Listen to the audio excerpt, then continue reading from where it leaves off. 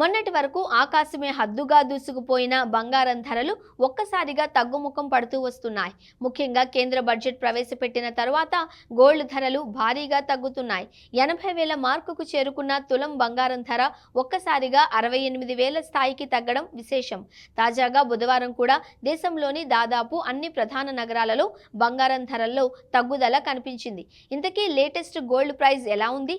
దేశంలోని పలు ప్రధాన నగరాలలో బంగారం, వెండి ధరల పొజిషన్ ఎలా ఉందో ఇప్పుడు తెలుసుకుందాం. దేశ రాజధాని న్యూఢిల్లీలో 10 గ్రాముల 22 క్యారెట్ల బంగారం ధర 63,340 రూపాయలు కాగా 24 క్యారెట్ల గోల్డ్ ధర 69,090 వద్ద కొనసాగుతోంది. ఇక దేశ ఆర్థిక రాజధాని ముంబై విషయానికొస్తే ఇక్కడ 10 గ్రాముల 22 క్యారెట్ల బంగారం ధర 63,190 రూపాయలు కాగా 24 క్యారెట్ల బంగారం ధర 68,940 వద్ద కొనసాగుతోంది. చెన్నైలో 10 గ్రాముల 22 క్యారెట్ల బంగారం ధర 63,840 రూపాయలు కాగా 24 క్యారెట్ల గోల్డ్ ధర 69,640 వద్ద కొనసాగుతోంది.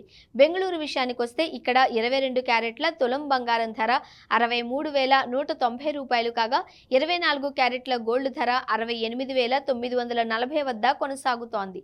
హైదరాబాద్లో 10 గ్రాముల 22 క్యారెట్ల బంగారం ధర 63,190 రూపాయలు ఉండగా 24 క్యారెట్ల గోల్డ్ ధర 68,940 వద్ద కొనసాగుతోంది.